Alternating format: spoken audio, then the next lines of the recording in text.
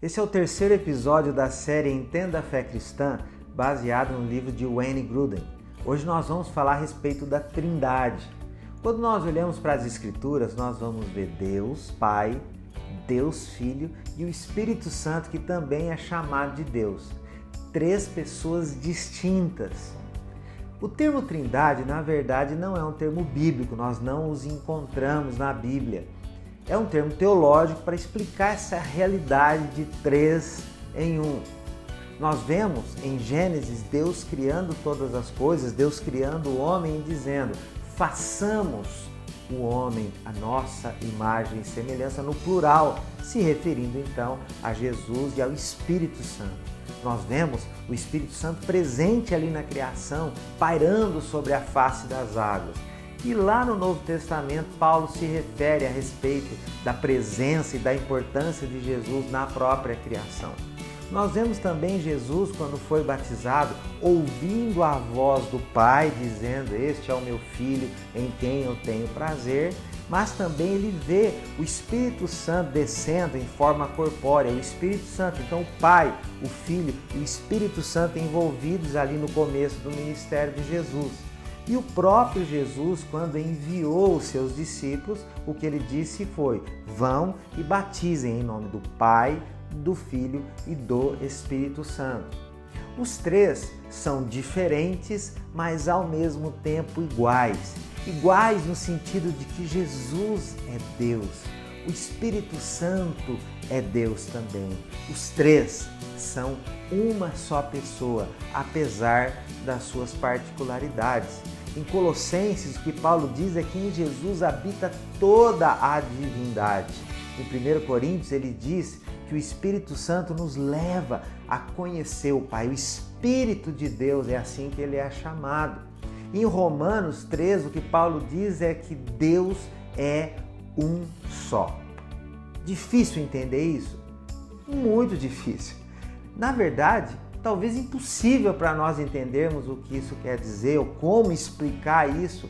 Talvez este seja um daqueles assuntos que se encaixam na categoria de mistério. Categoria de coisas que um dia nós vamos ter que perguntar para Deus e que Ele nos explique isso, porque talvez deste lado aqui da existência nós não tenhamos como explicar. Existem pessoas que tentam usar figuras, imagens e metáforas, mas todas elas são imperfeitas. Nenhuma delas é capaz de explicar algo que é extraordinário, algo que é sobrenatural, além da nossa capacidade de explicar ou de entender. O Pai, o Filho e o Espírito Santo também têm papéis distintos. Nós vemos, olhando a grosso modo para as Escrituras, o Velho Testamento como esse ministério do Pai, criando, levantando um povo para si e tudo mais. Nós vemos o início do Novo Testamento, ali nos Evangelhos, o ministério do Filho, o ministério de Jesus, desde seu nascimento, narrado ali, até a sua ressurreição e até a sua ascensão aos céus. E em seguida nós vemos a história da igreja, nós vemos ali o ministério do Espírito Santo agindo através dos primeiros discípulos, da igreja primitiva e tudo mais.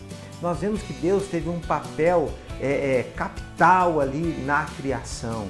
E nós vemos que na criação, como eu já disse, tanto Jesus quanto o Espírito Santo também estavam envolvidos. Na salvação, nós também vemos papéis diferentes. Nós olhamos, por exemplo, que Deus amou o mundo de tal maneira que deu o seu Filho unigênito, João 3,16. Mas nós vemos Jesus que deu a sua própria vida, que se tornou um de nós, que se fez carne, que abriu mão da sua glória, que deu a sua própria vida por nós. E nós vemos o Espírito Santo que na salvação é aquele que convence o homem do pecado, é aquele que traz a santificação, é aquele que nos conduz neste caminho da salvação. Mais uma vez, o Pai, o Filho e o Espírito Santo. que este relacionamento que nós temos com Deus, com Jesus e com o Espírito Santo tem as suas nuances também. Nós falamos do amor do Pai, nós falamos desse Pai Criador e Todo-Poderoso, nós falamos de Jesus que praticamente ele desempenha um papel de irmão mais velho, como nosso exemplo, como nosso modelo, o nosso Senhor, Jesus, o centro de todas as coisas, para quem nós fazemos tudo na igreja, o papel central de Jesus no que significa ser igreja, e nós vemos o Espírito Santo apresentado como consolador, como ajudador, como capacitador. Então nós vemos esses papéis de cada um e suas nuances espalhados pela Escritura. Essa unidade e essa diversidade de Deus são claras nas Escrituras e elas expressam de uma certa forma a unidade e a diversidade de toda a criação, de tudo aquilo que existe. Fica muito claro em relacionamentos, por exemplo, como o casamento, onde duas pessoas diferentes, elas são atraídas uma à outra, se tornam uma só diante de Deus, mas continuam com as suas diferenças. A unidade, eu gosto muito dessa expressão, é o caminhar dos diferentes.